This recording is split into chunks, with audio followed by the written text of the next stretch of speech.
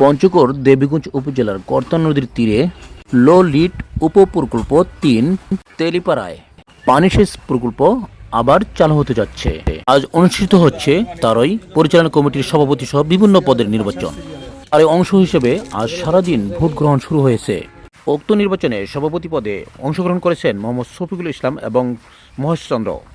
তাছাড়াও সেক্রেটারি সহ বিভিন্ন পদে সদস্যদের মধ্য থেকে নির্বাচনে অংশগ্রহণ করেন। আপনি কার এজেন্ট হিসেবে কাজ করতেছেন? আমি মহেশ চন্দ্র রায়, চেয়ার প্রতিনিয়নী সভাপতি পদে দাঁড়াইছি। ওনার পক্ষে আমি এজেন্ট হিসেবে নিয়োজিত আছি।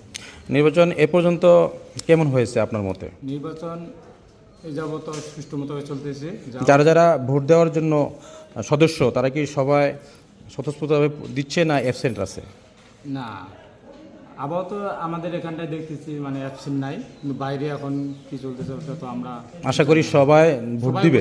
হ্যাঁ, সবাই ভোট দিবে। আমি আশানুরূপভাবে আশা করতেছি, কারণ একটা ভোট নিয়ে আমরা একটু দ্বিধাদ্বন্দ্বের মধ্যে ছিলাম।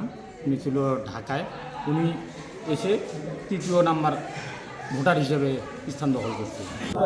আসসালামু আলাইকুম রহমতুল্লাহ বারকাতুহু।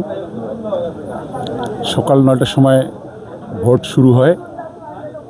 এখানে শান্তিপ্রিয়ভাবে ভোট হচ্ছে। ভোটাররা স্বতঃস্ফূর্তভাবে তারা ভোট দিচ্ছে। আমরা আশাবাদী, শুরুটা যেরকম হয়তো হয়েছে, আশাবাদী শেষটাও খুব সুন্দরভাবে হবে।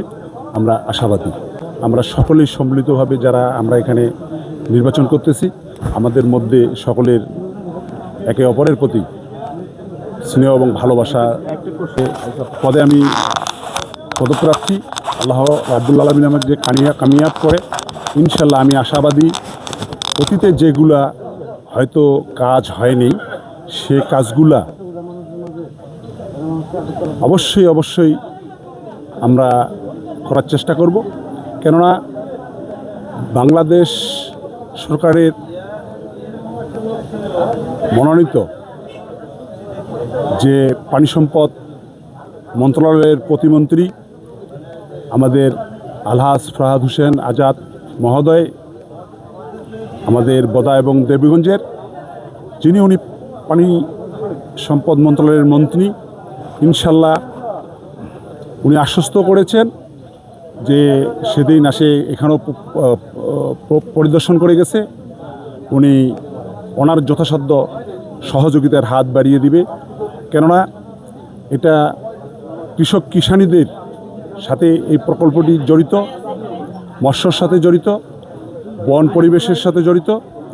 তাই উনি উদ্যোগ নিয়েছেন। আমরা আশাবাদী ওনার কাছে আমরা সার্বিক সহযোগিতা ইনশাল্লাহ পাব।